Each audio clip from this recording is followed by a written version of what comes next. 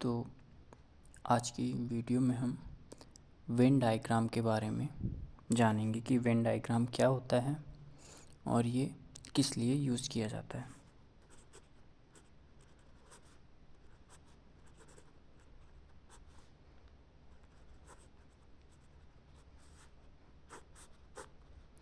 First of all मैं ये बताना चाहूँगा कि वेन एक ब्रिटिश थे जिनका पूरा नाम जॉन वेन था और इन्होंने सेट्स और रिलेशन के ऊपर डायग्राम की हेल्प से कुछ ऐसी चीज़ों को समझाया जो कि मैं बताऊंगा, जैसे यूनियन और इंटरसेक्शन। इन सबको ईज़िली वे में डायग्राम के थ्रू हम कैसे समझ सकते हैं, इसके बारे में जॉन वेन ने सबसे पहले बताया था। और आगे चलकर जॉन वेन को, ताकि हमेशा उनके इस योगदान को सब पढ़ें और जानें, इसलिए इस मेथड को या इस समझने को डायग्राम के थ्रू इन कुछ चीज़ों को समझने को वेन डायग्राम हेडिंग से बनाया गया है, ताकि आगे आने वाले लोग भी जाने कि वेन एक ब्रिटिश थे जिन्होंने डायग्राम के थ्रू इन क्रिटिकल चीज़ों को ईज़िली वे में समझाया था।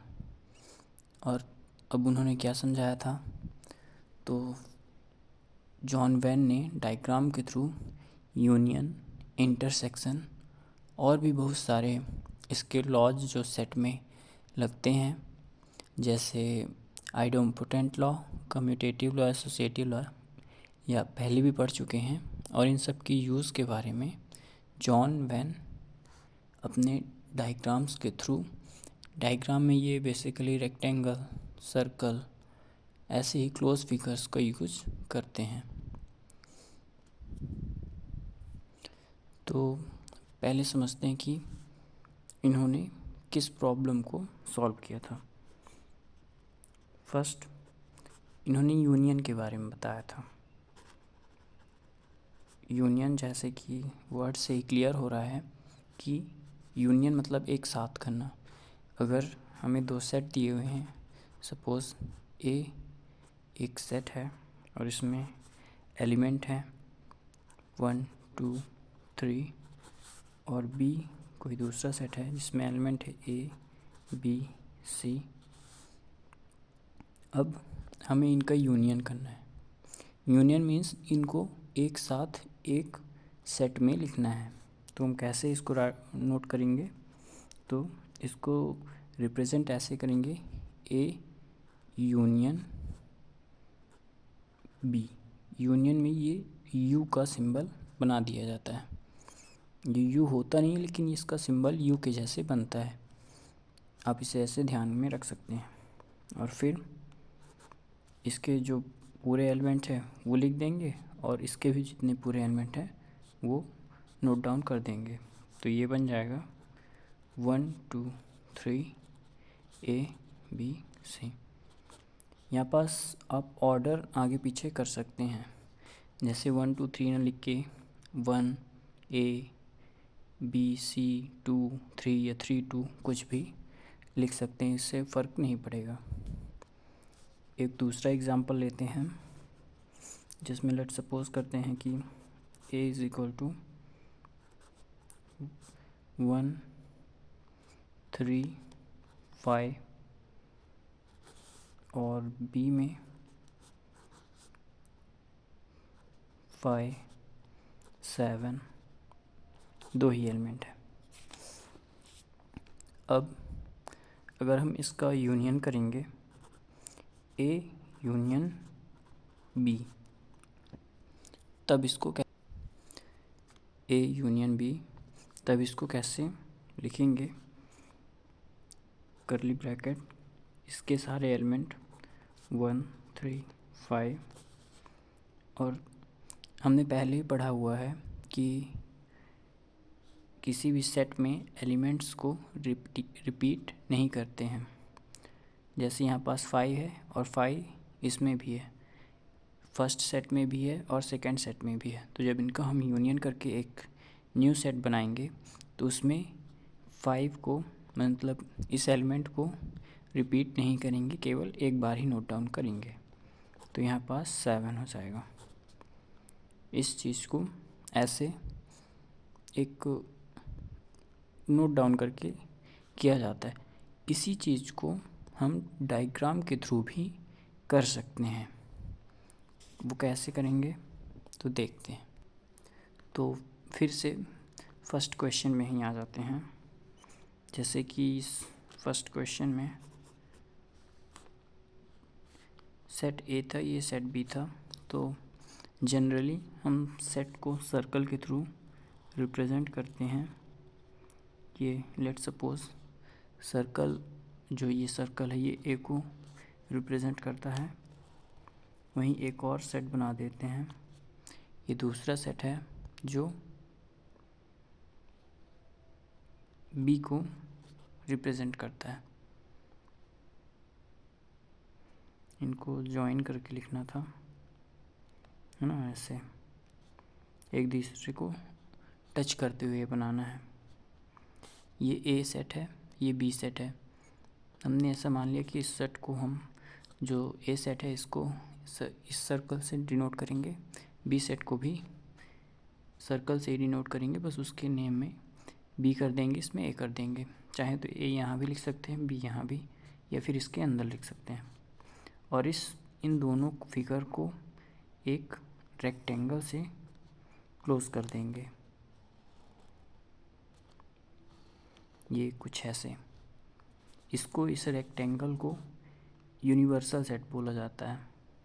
इसे यू से डिनोट करते हैं।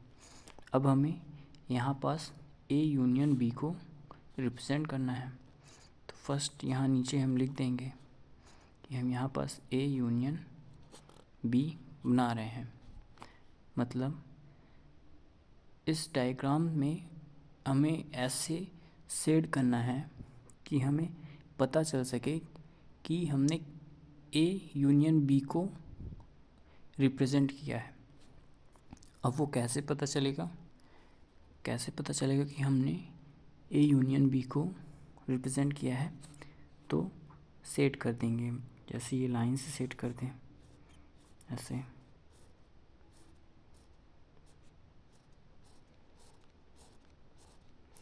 इन लाइन से क्या पता चल रहा है? इन लाइन से पता चल रहा है कि ये चीज़ जो रिप्रेजेंट करता है, इस चीज़ को ये शेडेड लाइन रिप्रेजेंट करती हैं। मीन्स हमने ये रीजन भी सेलेक्ट किया है और ये रीजन भी सेलेक्ट किया है, लेकिन ये जो लाइन है वो यहाँ नहीं है। मीन्स हमने इस रीजन को सेलेक्ट नहीं किया है, इसलिए यहाँ पास लाइन नहीं खींची गई। एक और नेक्स्ट एग्जांपल जो लिया था, सेकंड एग्जांपल, इसको देखते हैं। इसमें फर्स्ट ए, इसको ए सपोज करते हैं, दूसरा बी। अब आप सोच रहे होंगे कि मैंने यहाँ पास टच करता हुआ सर्कल बनाए थे दो, और यहाँ पास ये इंटरसेक्ट कर रहे हैं, तो ऐसा क्यों? तो ऐसा इसलिए बनाया है मैंने क्योंकि ऊपर अगर देखें तो फर्स्ट सेट और सेकंड सेट पूरी तरह से डिस्टिंक्ट थे, मतलब इनमें कुछ भी कॉमन नहीं था। वहीं जो सेकंड क्वेश्चन में सेट है, इसमें 5 कॉमन है। मीन्स इस सेट में ये सेट और ये, इन दोनों सेट में एक एलिमेंट है जो कॉमन है। मीन्स ये जो कॉमन पार्ट आ रहा है, एक ये वाला पोर्शन आ रहा है, ये क्या रिप्रेजेंट करता है? ये 5 को रिप्रेजेंट करता है कि इस पूरे सेट में 5 इस प्लेस पे हैं और इस पूरे सेट में 5 इस प्लेस पे हैं। तो ये 5 को रिप्रेजेंट करता है। अब यहाँ भी हमें वही शो करना है, ए यूनियन बी। इसके लिए सेट कर देंगे, जैसे इस पोर्शन को सेट किया है वैसे ही पूरे पोर्शन को लाइंस के थ्रू या कलर्स के थ्रू सेट कर देंगे। और ये जो फिगर बना इतना, ये जो मैं डार्क लाइन कर रहा हूँ, ये जो 8 के टाइप का फिगर बन रहा है, इस पूरे फिगर को ए यूनियन बी बोलते हैं। ये अब ये जो बीच में लाइंस थी इनको नेगलेक्ट करना है और केवल ऊपर वाले जो बाउंड्री है केवल उसे ही कंसीडर करना है, जिसका मतलब कि ये जो बाउंड्री है डार्क वाली, ये पूरी बाउंड्री के अंदर जितना भी मटेरियल है वो ए यूनियन बी को रिप्रेजेंट करता है। ये तो बात हुई यूनियन की। अब हम आगे देखेंगे जो नेक्स्ट टॉपिक है कि इंटरसेक्शन क्या है।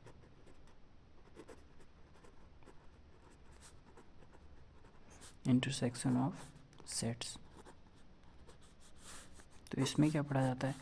Intersection means common. अगर दो सेट या दो से ज़्यादा, मतलब मिनिमम 2 सेट हैं या एक भी सेट हो सकता है, लेकिन यहाँ पर समझने के लिए अगर 2 सेट कोई दिए हुए हैं और उन सेट में हमसे ये पूछा है कि इन दोनों सेट में कॉमन क्या है, तो इस चीज़ को इंटरसेक्शन बोलते हैं। और इसका सिंबल ऐसे होता है, उल्टा। यूनियन के सिंबल का अपोजिट इंटरसेक्शन का सिंबल होता है। जैसे अगर एग्जांपल समझें कि एक कोई सेट है जिसमें एलिमेंट है 1 2 3 4, बी कोई दूसरा सेट है जिसमें एलिमेंट है 3 2 5 6। अब अगर हमसे पूछा जाए कि ए इंटरसेक्शन बी क्या होगा, तो यहाँ पास हम वो चीज़ें रिपोर्ट करेंगे, इसको भी कर्ली ब्रैकेट में रखेंगे, और वो एलिमेंट्स रिपोर्ट करेंगे जो सेट ए में भी प्रेजेंट है और सेट बी में भी प्रेजेंट है। तो हम देख सकते हैं कि 3 एक ऐसा एलिमेंट है जो दोनों में प्रेजेंट है, means 3।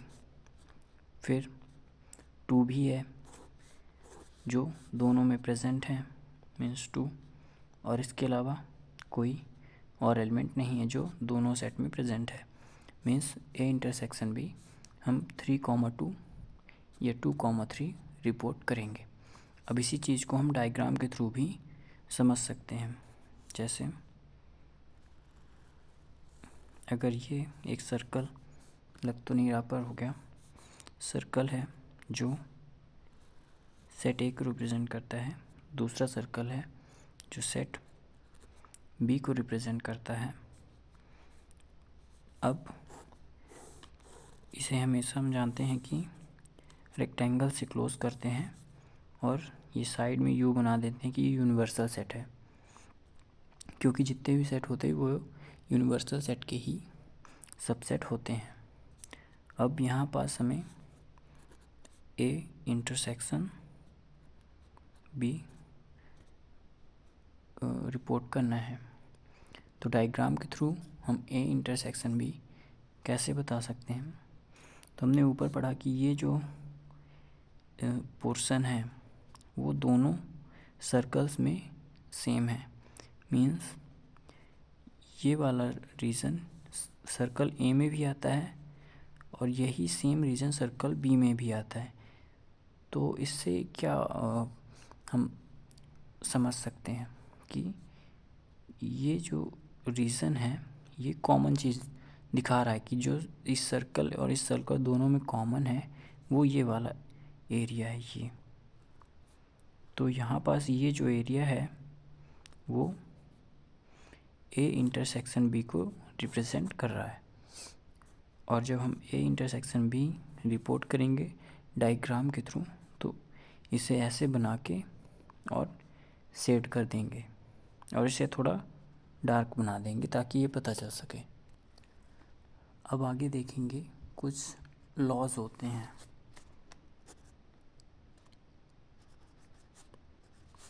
Laws of union and intersection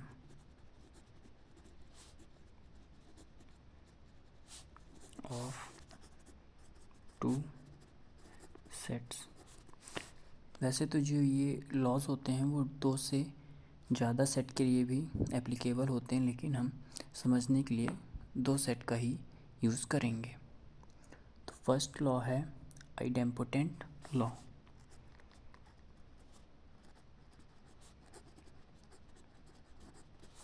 idempotent law, इसमें क्या होता है, इसमें हम अगर ए का यूनियन ए से करें तो क्या आएगा, मतलब मीन्स अगर कोई सेट है, अगर कोई सेट है ए और इसमें एलिमेंट है ए बी सी और इसका यूनियन हम इसी के साथ करें, मीन्स दूसरा जो सेट होगा उसमें भी हम सेम यही एलिमेंट ले लें, तो इसे हम बी से रिप्रेजेंट करने की जगह ए से ही रिप्रेजेंट कर देंगे। जब दोनों में सेम एलिमेंट है तो इसे सेम अल्फ़ाबेट से ही डिनोट कर देंगे, ए बी सी। अभी इसका हम यूनियन वर्क करेंगे तो यूनियन में क्या आएगा, सिंपल है वही आएगा, मीन्स ए यूनियन ए जब करेंगे तो ए ही आता है। सेम यही प्रोसेस हम इंटरसेक्शन के साथ करेंगे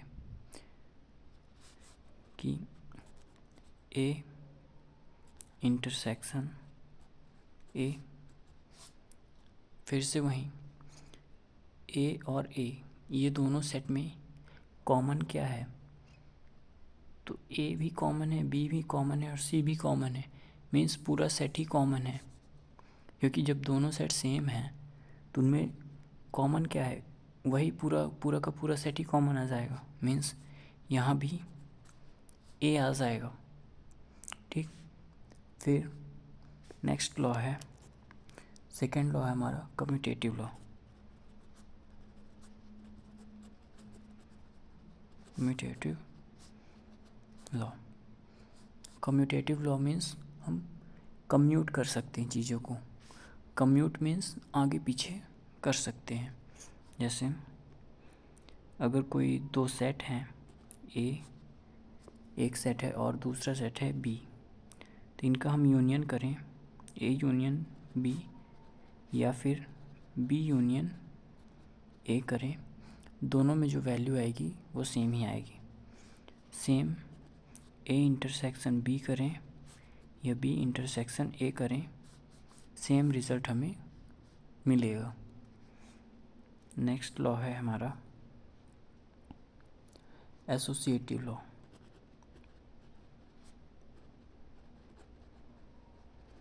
एसोसिएटिव लॉ बेसिकली दो से ज़्यादा सेट के लिए होता है। अगर हमें दो से ज़्यादा सेट दिए हैं, गिवन है, तब हम क्या करेंगे, जैसे ए यूनियन बी, अगर हम ऐसे लिखें और इसे ब्रैकेट में करके यूनियन सी करें या फिर A union B union C करें, वैल्यू सेम ही आनी। सेम चीज़ इंटरसेक्शन के साथ ए इंटरसेक्शन बी करें और बाद में इसका सी से इंटरसेक्शन करें, या पहले बी इंटरसेक्शन सी फाइंड कर लें और उसके बाद ए इंटरसेक्शन फाइंड कर लें, वैल्यू तो सेम ही आनी है। नेक्स्ट लॉ है आइडेंटिटी लॉ।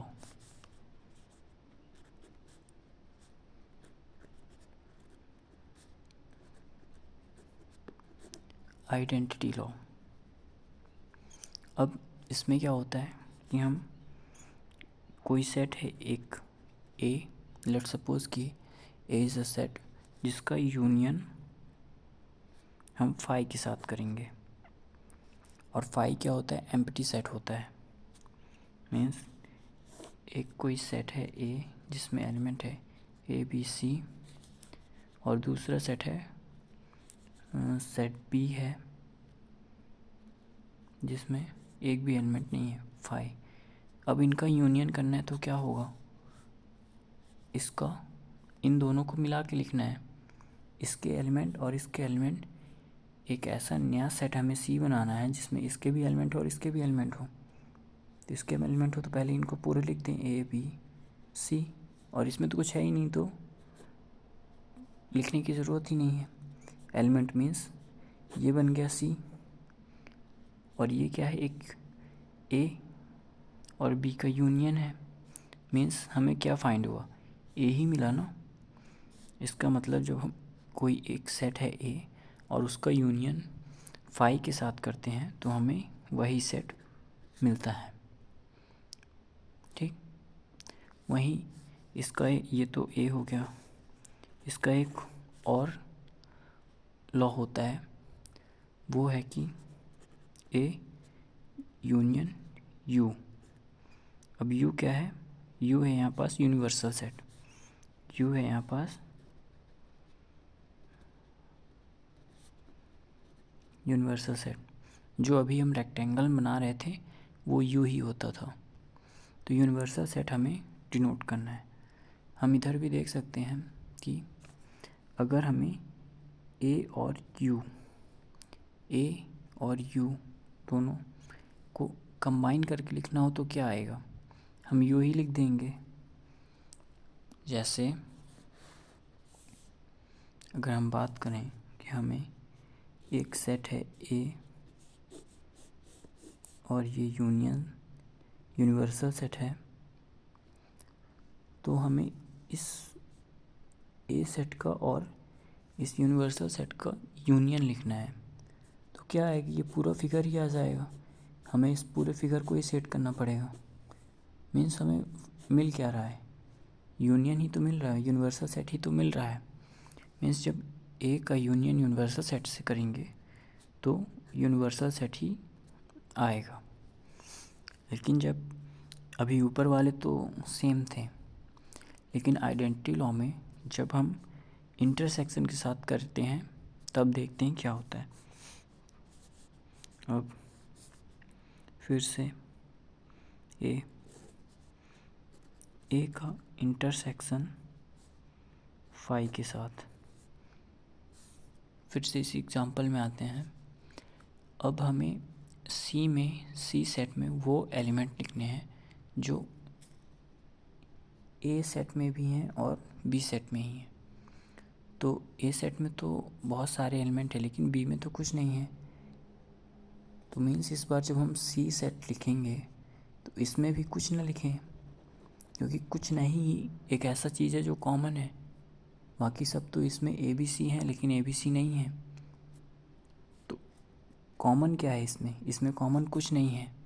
तो कुछ नहीं को कैसे रिप्रेजेंट करते हैं, ऐसे रिप्रेजेंट करते हैं या फिर फाई से डिनोट करते हैं।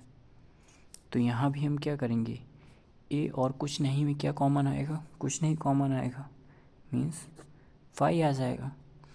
तो कोई नॉन एम्प्टी सेट है A is a non empty set and phi is an empty set. तो नॉन एम्प्टी सेट और एम्प्टी सेट का इंटरसेक्शन एम्प्टी सेट आता है। बी, अगर ए का इंटरसेक्शन हम यूनिवर्सल सेट के साथ करते हैं तब क्या आएगा। फिर से ए कोई सेट है और ये एक यूनिवर्सल सेट है। अब इन दोनों सेट में कॉमन क्या है, तो कॉमन ये पूरा ए सेट ही कॉमन आ रहा है, यूनिवर्सल सेट। और इसमें इसको ऐसे भी समझ सकते हैं कि इस रेक्टेंगल और सर्कल में कितना एरिया कॉमन है, तो ये सर्कल का एरिया ही कॉमन आ रहा है। Means A intersection you universal set, अगर किसी भी सेट का इंटरसेक्शन हम यूनिवर्सल सेट से करते हैं तो हमें वही सेट मिलता है। तो यहाँ तक तो समझ में आ गया होगा कि ए का जब हम इंटरसेक्शन यूनिवर्सल सेट और फाई के साथ करते हैं तो क्या वैल्यू आती हैं। जब किसी सेट का नॉन एम्प्टी सेट का यूनियन हम फाई से मीन्स एम्प्टी सेट या यूनिवर्सल सेट से करते हैं तो क्या वैल्यूज़ आती हैं। अब एक सेट होता है डिसजॉइंट सेट। डिसजॉइंट सेट मैंने बताया था ना कि अभी बहुत से टाइप के सेट हमें आगे क्लासेस में पढ़ने पड़ेंगे। तो डिसजॉइंट सेट क्या होता है, लेट एक सेट है ए बी सी और बी कोई दूसरा सेट है जिसमें एलिमेंट है 1 2 3। अब हमें अगर ए इंटरसेक्शन बी लिखना है तो क्या होगा, ए और बी इन दोनों सेट में कॉमन क्या है। तो हम देख सकते हैं कि ए बी सी 1 2 3 इनमें कुछ भी कॉमन नहीं है, मीन्स इनके इंटरसेक्शन में हमें एक फाई मीन्स एम्प्टी सेट मिल रहा है।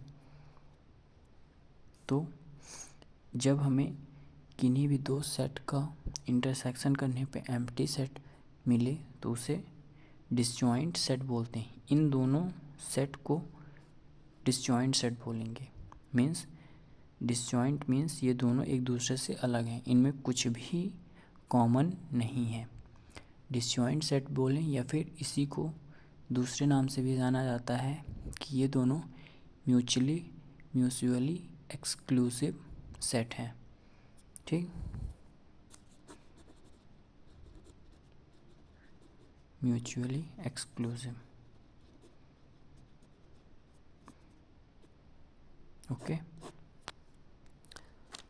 तो इतना हो गया। अब हम देखेंगे कि डिफरेंस ऑफ सेट क्या होता है। डिफरेंस ऑफ सेट, लेट एक सेट है 1 2 3 4 5 और बी कोई दूसरा सेट है जिसमें एलिमेंट है 3 4 6 8। अब अगर हमसे कोई ए माइनस बी पूछे कि कौन सा सेट बनेगा, तब हम क्या करेंगे कि उन सेट को लिखेंगे ए के,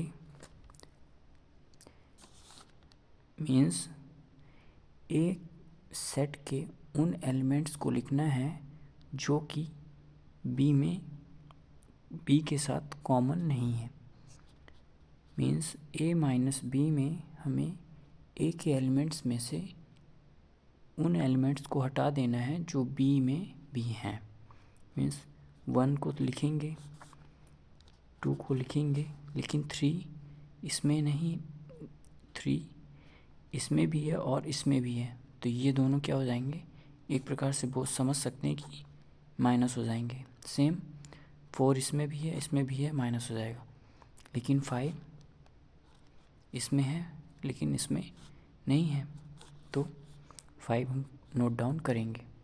वहीं अगर हमसे बी माइनस ए पूछ ले, अगर ए माइनस बी मीन्स ए के एलिमेंट्स में से बी के एलिमेंट्स को घटा देना है, लेकिन घटाएंगे केवल उन्हीं एलिमेंट्स को जो बी में प्रेजेंट हैं, ए और बी में कॉमन हैं। जो ऐसा नहीं करना है कि 6 भी हम माइनस कर दें, लेकिन 6 तो है ही नहीं ना, तो इसको ये नहीं कि -6 लिख दें, -8 लिख दें, ये नहीं करना है।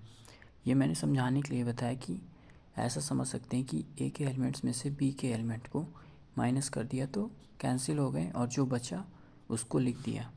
जब बी माइनस ए करेंगे मीन्स बी के एलिमेंट्स में से ए के एलिमेंट्स को हटा देना है। तो यहाँ पास 3 और 4 तो कट गए क्योंकि इसमें है, इससे हट गए, और बचे क्या 6 और 8। ओके, इसी चीज़ को अगर हम डायग्राम के थ्रू समझना चाहें तो लेट्स सपोज एक सेट है ए, दूसरा सेट है बी, और ये एक यूनिवर्सल सेट यू के पार्ट है। अब हमें ए माइनस बी रिपोर्ट करना है। मीन्स इसमें हम वो एलिमेंट लेंगे जो ए में तो हैं पर बी में बी का पार्ट नहीं है। ए के उन एलिमेंट्स को सेलेक्ट करना है जो बी में नहीं है।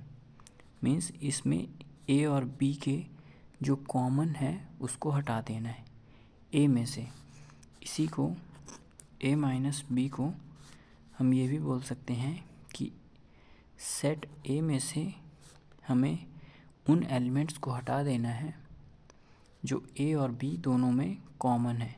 मीन्स ए इंटरसेक्शन बी, इस चीज़ को हमें समझना है और यही करना है कि A minus B, A minus A intersection B कैसे होता है। तो ए सेट है, ये कोई बी सेट है।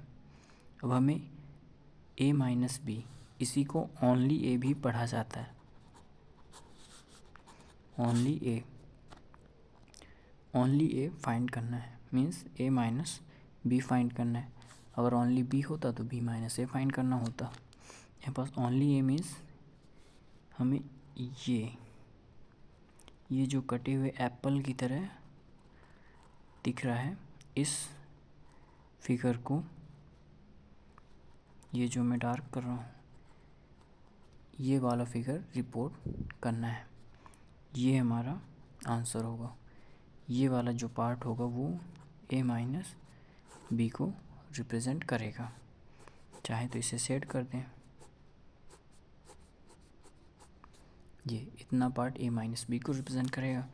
वहीं अगर हमें बी माइनस ए फाइंड करना हो तो ये ऐसे, और अगर ये ए है ये बी है तो ये इतना पार्ट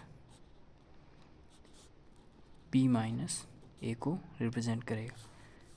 मीन्स ओनली बी को रिप्रेजेंट करेगा। या फिर बी माइनस ए इक्वल्स में बी में से हमें ए इंटरसेक्शन बी माइनस कर देना है। ए इंटरसेक्शन बी बोलें या बी इंटरसेक्शन ए बोलें, पीछे हम पढ़ चुके हैं कि ये कम्यूटेटिव लॉ होल्ड करते हैं। ठीक, अब एक छोटा सा टॉपिक और है, कॉम्प्लीमेंट ऑफ सेट। अगर कोई सेट है तो उसका कॉम्प्लीमेंट क्या होगा। कॉम्प्लीमेंट मीन्स, एक एग्जांपल से अगर समझें तो अगर कोई सेट है 1 2 3, तो अगर हमें एक कॉम्प्लीमेंट, इसको रिप्रेजेंट करने का तरीका यहाँ ये है कि इसके बगल में कॉमा लगा देते हैं। ये ऐसे कॉमा कर देते हैं, मीन्स एक कॉम्प्लीमेंट, इसको रीड करते हैं एक कॉम्प्लीमेंट। तो अब हमें वो एलिमेंट्स लिखने हैं, इन 3 एंट्रीज़ को छोड़कर जितने भी एंट्रीज़ हैं उन सारी एंट्रीज़ का जो सेट बनेगा उसे ए कॉम्प्लीमेंट बोलेंगे। मीन्स अगर इसे हम वेन डायग्राम के थ्रू समझें, अगर ये ए सेट है और ये यूनिवर्सल सेट है और हमसे अगर ए कॉम्प्लीमेंट पूछ रहा है, मीन्स ए को छोड़कर जितने भी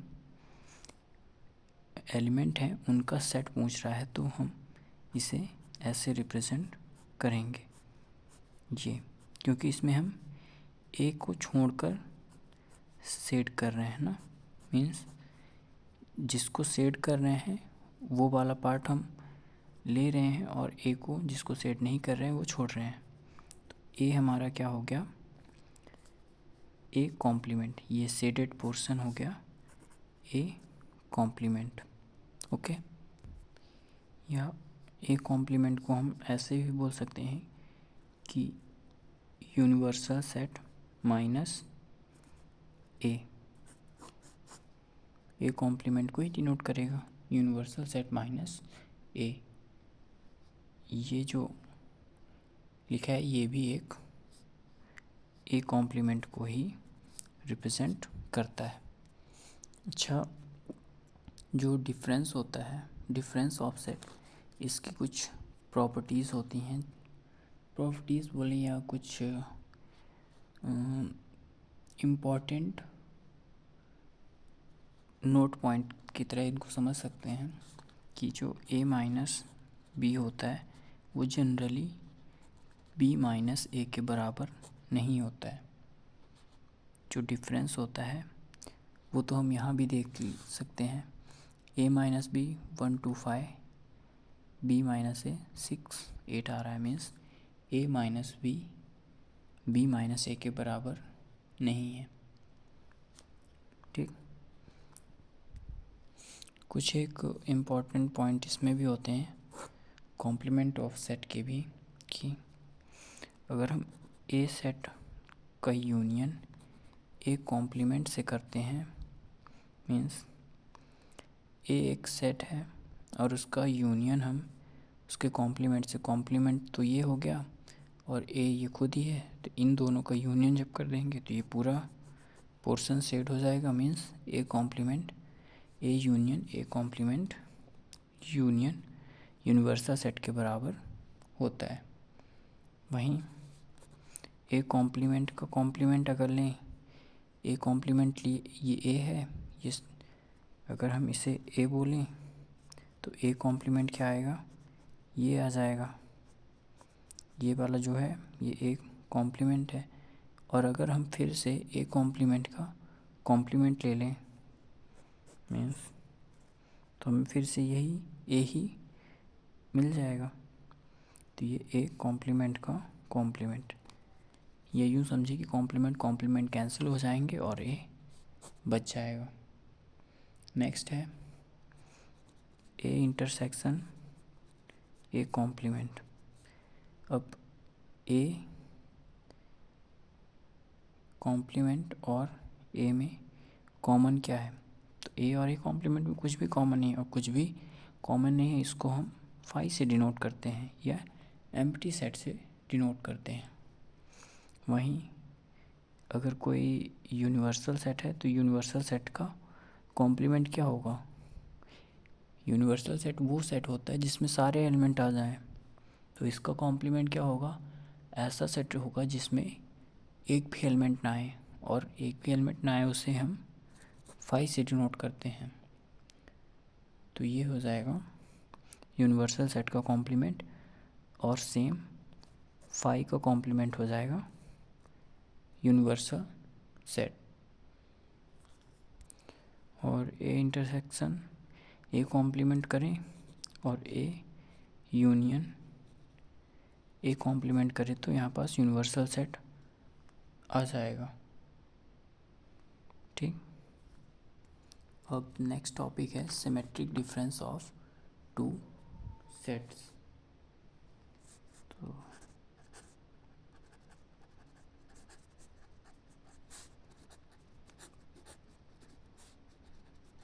symmetric difference of two sets.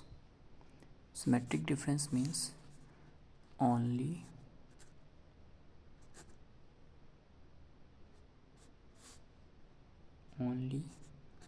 a union only b, means अगर दो सेट हैं a और b तो हमें उन सेट का उन एलिमेंट्स का सेट बनाना है जो एलिमेंट केवल ए में है और केवल बी में है। मीन्स हमें A minus B union B minus A, only A union only B, ये बताना है। तो इसे हम ऐसे लिखते हैं और इसे symmetric difference of two set बोला जाता है। और सिमेट्रिक डिफरेंस को डिनोट कैसे करते हैं, तो सिमेट्रिक डिफरेंस को हम डिनोट करते हैं ए और ये ऐसे ट्रायंगल छोटा सा बना देते हैं और बी, इस सिंबल को सिमेट्रिक डिफरेंस हम रीड करते हैं, या इसका मीनिंग होता है symmetric difference of two set, और ये इक्वल होता है A minus B union B minus A. ठीक, और हम पहले पढ़ चुके हैं कि यूनियन जो होता है वो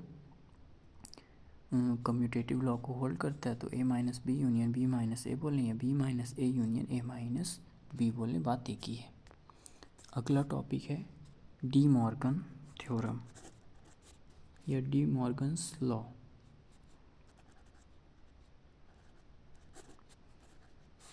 डी मॉर्गन्स लॉ या डी मॉर्गन्स थ्योरम भी बोल सकते हैं।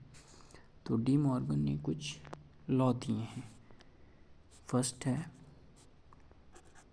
ए यूनियन बी का इंटरसेक्शन, अगर हमें कॉम्प्लीमेंट, ए यूनियन बी का कॉम्प्लीमेंट फाइंड करना है तो वो क्या होगा। ए यूनियन बी का whole complement equal to A complement intersection B complement. अभी मैं समझाऊंगा कि ये कैसे हुआ। फर्स्ट ऑफ ऑल अभी केवल नोट करके समझते हैं। सेकेंड, ए इंटरसेक्शन बी का whole complement equal to A complement union B complement. Third तो इजी है। थर्ड है A minus B union C. अगर तीन कोई सेट है जिसमें से A minus B union C करें तो A minus B union A minus C भी हम कर सकते हैं, और इसी का opposite A minus B intersection C करें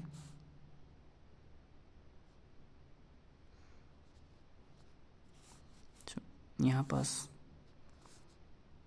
ए minus B intersection C equal to A minus B, और ये इंटरसेक्शन का यूनियन चेंज हो जाता है, सेम ये यूनियन का इंटरसेक्शन में कन्वर्ट हो जाएगा, और इसको ए माइनस सी। अब ये जो डी मॉर्गन के लॉ हैं इनको समझने के लिए हम वेन डायग्राम का यूज़ करेंगे। तो ए एक सेट है, बी दूसरा सेट है, और ये यूनिवर्सल सेट यू इसके अंदर। तो फर्स्ट क्या था, ए यूनियन बी का complement. First A union B का होल कॉम्प्लीमेंट। अगर हम ए यूनियन बी की बात करें तो ये वाला डायग्राम आएगा। ये जो बाहर की बाउंड्रीज़ हैं इनसे जो डायग्राम क्लोज डायग्राम बन रहा है ये वाला आएगा। लेकिन हम यहाँ पास कॉम्प्लीमेंट ले रहे हैं, मतलब इसको छोड़कर, कॉम्प्लीमेंट मतलब उसको छोड़कर, except this. Okay, complement means हमें ये वाला पूरा रीजन सेलेक्ट करना है।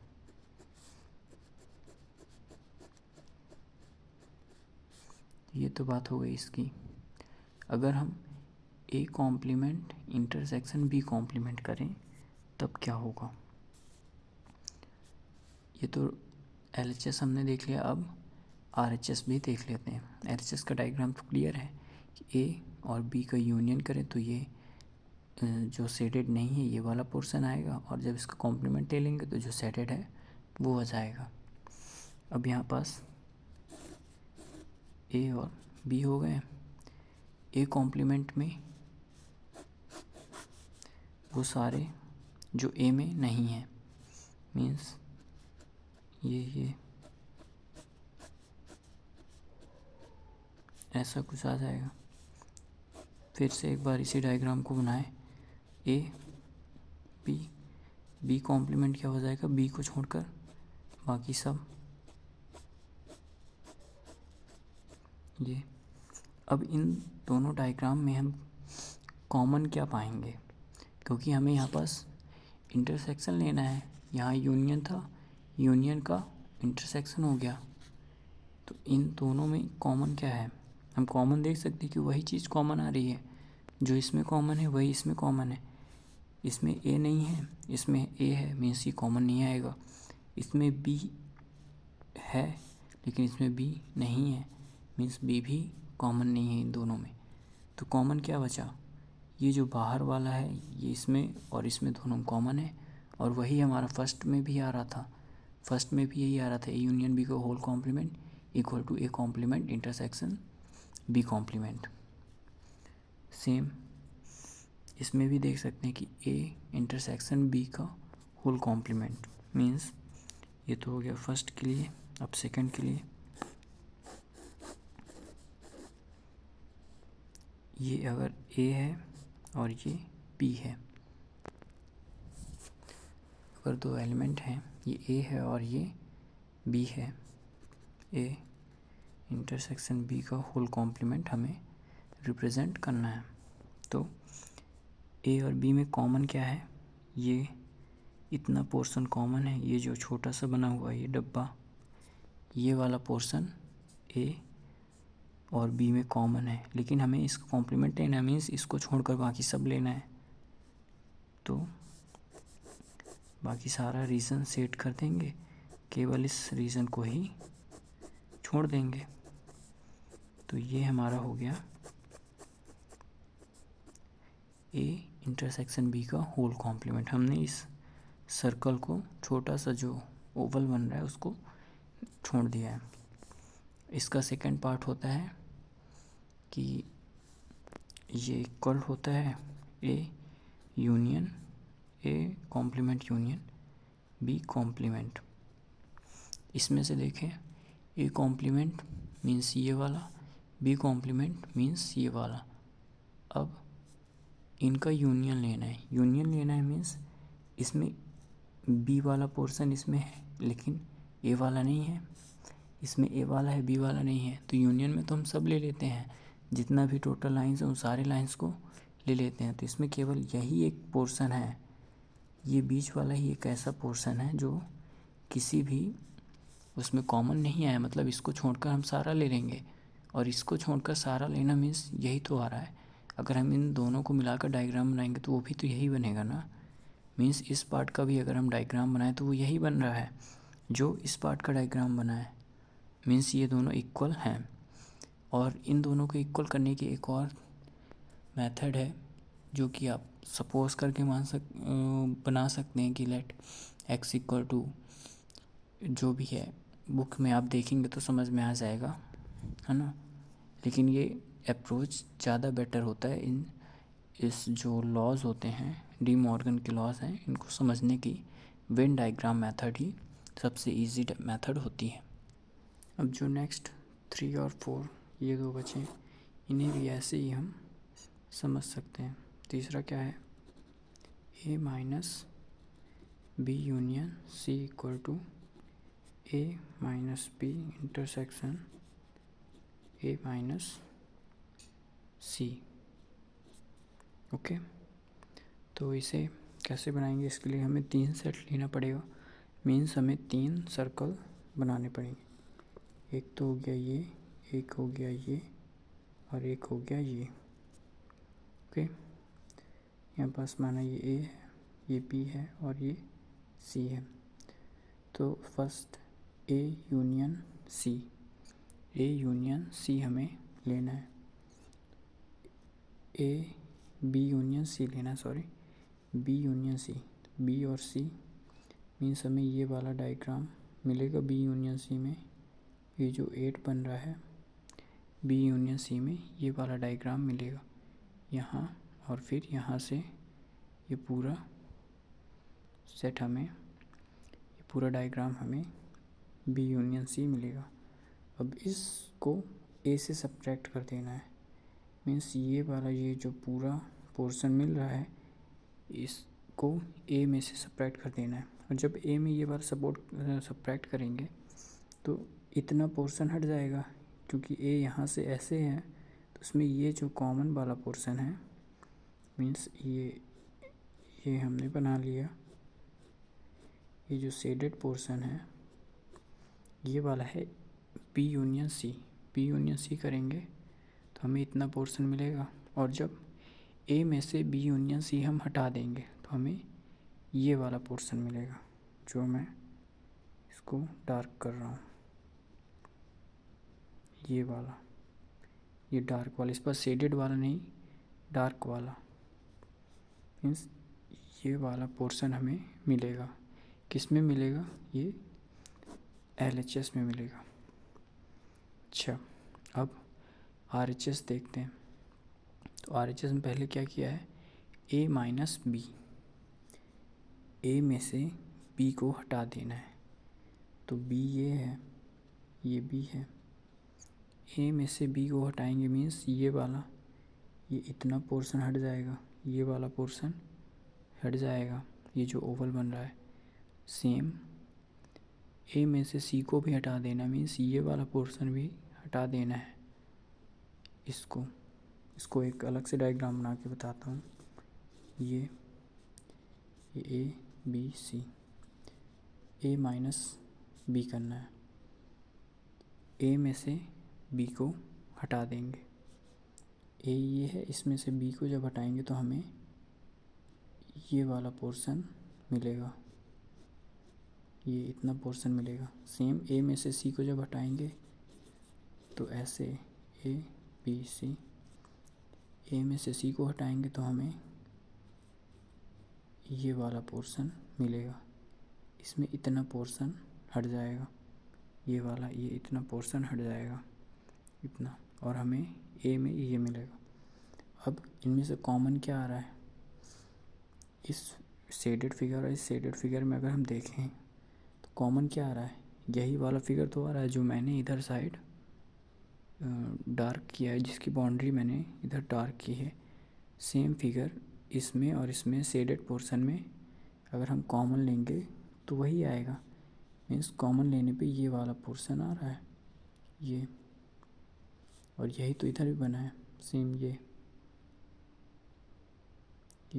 यहाँ से ये, यहाँ से ये, और ये सेम यही पोर्शन है। Means LHS equal to RHS। और हम कह सकते हैं कि ये जो डी मॉर्गन ने लॉ दिया है ये ट्रू है। सिमिलर वे में हम जो नेक्स्ट है वो भी करेंगे, जो 4th नंबर है कि A minus B intersection C equal to A minus B union A minus C। इसको भी ऐसे ही देख सकते हैं कि अगर A 2 और 3 सेट हैं, और पहले इसको एक बार लिख लेते हैं, A minus B intersection C equal to A minus B union A minus C। A minus B यहाँ पास जो बना हुआ है, A में से B को जब हटाएंगे तो ये वाला पोर्शन मिलेगा। A माइनस C, A में से जब C को हटाएंगे तो ये वाला पोर्शन मिलेगा, ये वाला पोर्शन मिलेगा। और जब इनका यूनियन लेंगे, यहाँ हमने इंटरसेक्शन लिया था और यहाँ यूनियन लेंगे तो इसका, और है ना, तो यहाँ पास यूनियन लेना है, वो तो इधर साइड है। पहले तो LHS देखते हैं, RHS तो ठीक है, ये चलो RHS ही देख लेते हैं। A माइनस बी ये वाला पोर्शन हो गया, ये इतना, A माइनस बी ये वाला पोर्शन हो गया, ये जो एप्पल शेप का बन रहा है। इसी तरह A माइनस सी ये वाला पोर्शन हो गया, इसमें से C हटा देंगे तो ये वाला पोर्शन बन रहा है। इसमें भी वही एप्पल टाइप में बन रहा है, बस थोड़ा ये जो कटा हुआ पोर्शन वो नीचे है। ओके, तो ए माइनस सी भी हमने निकाल लिया। अब इसका यूनियन करना है, और यूनियन करेंगे तो क्या आ रहा है, ये वाला पोर्शन इसमें है लेकिन इसमें नहीं है, और ये वाला पोर्शन इसमें नहीं है जो ए और बी में कॉमन है लेकिन वो इसमें है। तो इसमें मिल क्या रहा है हमें, इसमें हमें कॉमन अगर देखें तो पूरा कॉमन ए ही मिल रहा है। तो यहाँ हमें मिल क्या रहा है, ए में ही मिल रहा है। ए में बस वो पोर्शन नहीं आ रहा जो बी और सी में कॉमन है। मीन्स अगर हम इसको ए बोलें, इसको बी बोलें और ये सी है, ओके। तो यहाँ से हम क्या, तो यहाँ से क्या डिफाइन हो रहा है कि A minus B union A minus C, A minus B और ए माइनस सी में अगर हम कॉमन लेंगे तो हमें ये वाला पोर्शन मिलेगा।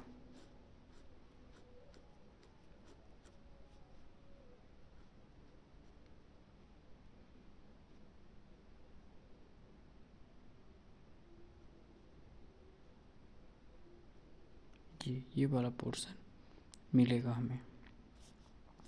ये तो हो गया RHS। अब अगर हम एक बार LHS देखें तो सबसे पहले B intersection C, B intersection C, तो फिर से 3, अब ए बी और सी, बी इंटरसेक्शन सी अगर देखें तो कॉमन क्या रहा है बी और सी में, ये बी है और ये सी है, तो ये इतना, ये वाला पोर्शन कॉमन आ रहा है बी और सी में। लेकिन जो ये कॉमन आ रहा है उसको ए से हटा देना है। ए से जब हटाएंगे ये वाला पोर्शन तो केवल इतना पोर्शन ही ना हटेगा, बाकी ये तो बच जाएगा। इन सब में मिल क्या रहा है, अगर हम सही से देखें तो अगर हम सही से देखें तो हमें ए मिल रहा है जिसमें से ये वाला पोर्शन हट रहा है। मीन्स जो तीनों में कॉमन है वो हट रहा है, ठीक। तो इस तरह हमने ये डी मॉर्गन लॉ भी कंप्लीट कर लिए। तो लास्ट में अब केवल एक ही छोटा सा टॉपिक बचता है कि नंबर ऑफ एलिमेंट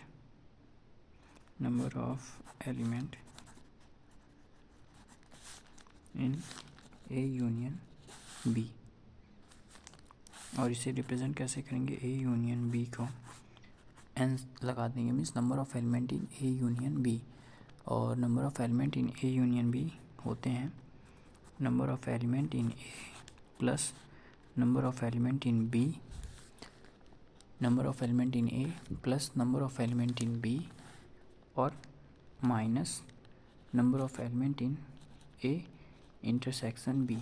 और ये इसलिए कि अगर हम ए और बी दो एलिमेंट्स लेते हैं, सेट लेते हैं ए और बी, तो नंबर ऑफ़ ए अगर हम करेंगे तो ये इसको पूरा प्लस होगा, नंबर ऑफ़ बी करेंगे तो ये भी पूरा प्लस होगा। लेकिन अगर हम देखें तो ये वाला जो पोर्शन है ये तो दोनों में कॉमन है, तो दोनों में कॉमन मीन्स ये एक बार ए में भी ऐड हो गया और एक बार बी में भी ऐड हो गया।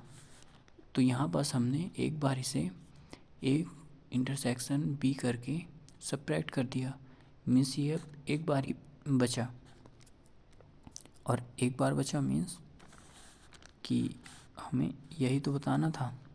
अगर इसे एग्जांपल से समझे कि एक सेट है ए जिसमें है 1 2 3 4, दूसरा सेट है बी जिसमें एलिमेंट है 2 3 5, ठीक। अब नंबर ऑफ़ एलिमेंट टोटल इसमें कितने हैं, 1 2 3 4, तो number of element in A equal to 4, number of element in B equal to 1 2 3 3।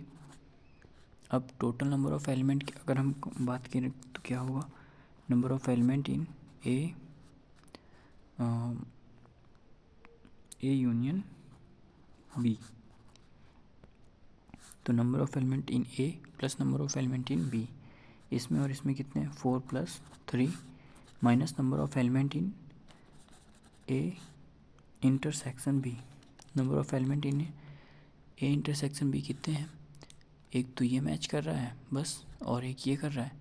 इस दो एलिमेंट ऐसे हैं जो इसमें इन दोनों में सेम है, तो नंबर ऑफ एलिमेंट जो कि सेम है वो 2 हैं, तो इसको प्लस ये माइनस 7 - 2 5 आंसर है। मीन्स ए यूनियन बी में नंबर ऑफ एलिमेंट कितने होंगे 5 होंगे।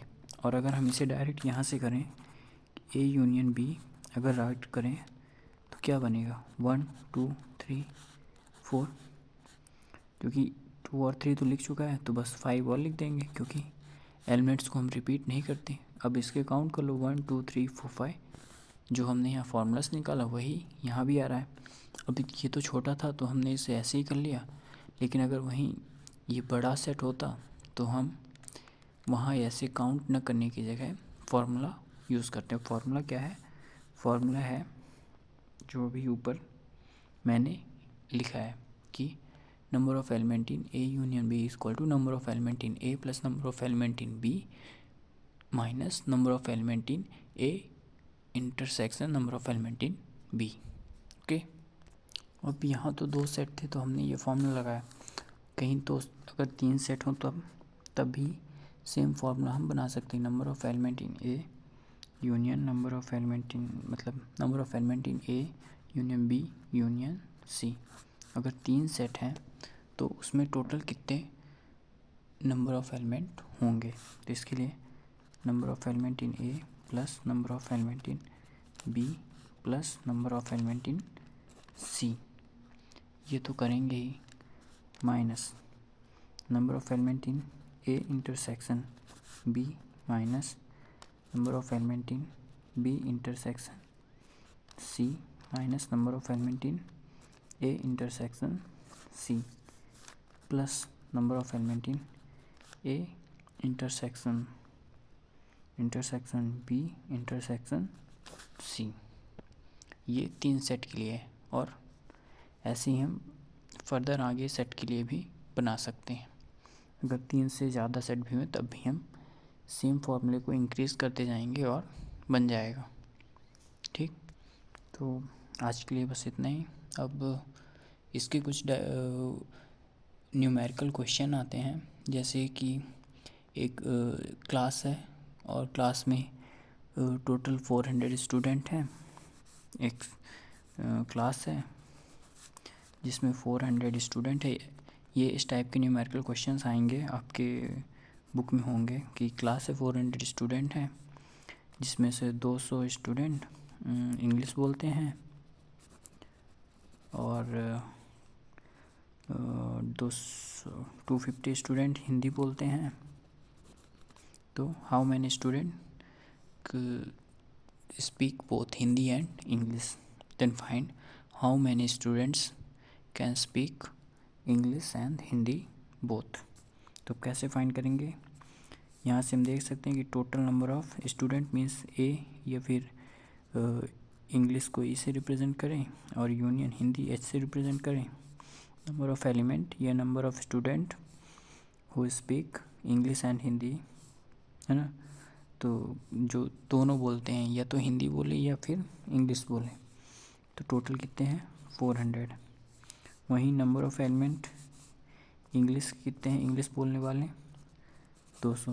नंबर ऑफ़ स्टूडेंट हिंदी बोलने वाले 250। अब हमसे पूछा है कि ऐसे कितने स्टूडेंट हैं जो दोनों बोल लेते हैं, मीन्स इंग्लिश भी बोल लेते हैं और हिंदी भी बोल देते हैं। इंग्लिश भी बोल लेते हैं और हिंदी भी बोल लेते हैं, मीन्स इंटरसेक्शन हमसे पूछा गया है। तो यहाँ पास हम वही फॉर्मूला लगा देंगे कि number of student in A union B या फिर इंग्लिश और Hindi equal to number of Hindi plus number of student who speak English minus number of student both. तो इंग्लिश एंड हिंदी, तो हमें ये चीज़ फाइंड करना है। तो इस चीज़ को हम ले जाएंगे राइट में, बाकी सब लेफ़्ट में ला देंगे, इसको इधर ले जाएंगे तो number of student who speak English and Hindi both, तो ये इनको प्लस करके नंबर ऑफ़ स्टूडेंट ये 200 प्लस 250 450 माइनस इसको ला देंगे ये 400 मीन्स 50 स्टूडेंट ऐसे हैं जो हिंदी और इंग्लिश दोनों बात कर सकते हैं। तो इस टाइप के ही इजी क्वेश्चन होंगे, बस थोड़ा या तो पॉपुलेशन आ जाएगा या कोई ग्रुप आ जाएगा या कुछ भी आ जाएगा, बाकी क्वेश्चन ऐसे ही इजी रहेंगे। और अगर इसमें थोड़ा टफ भी होंगे तो वो इनइक्वालिटी वाले होंगे, जो कि हम नेक्स्ट वीडियो में पढ़ेंगे कि इनइक्वालिटी क्या है, जिसमें वेवी कर्व मेथड या फिर क्रिटिकल पॉइंट मेथड जिसे बोलते हैं उसमें सॉल्व करना सीखेंगे कि ये क्या होती है और ये कैसे इनइक्वालिटी सॉल्व करने में हेल्प करती है। तो आज के लिए बस इतना ही।